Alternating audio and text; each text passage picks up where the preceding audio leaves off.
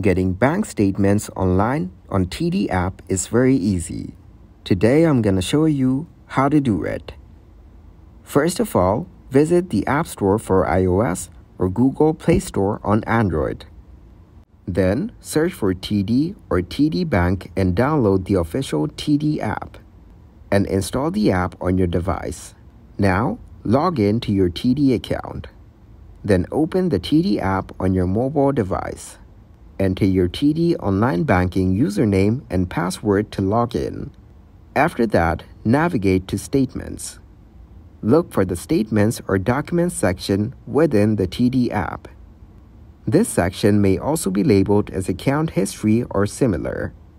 Now, select the statement you need within the Statements or Documents section, and you should see a list of available statements.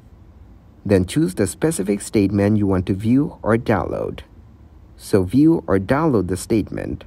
Once you've selected the statement, you should have options to view it on the screen or download it. If you choose to download, the statement may be saved as a PDF file on your device.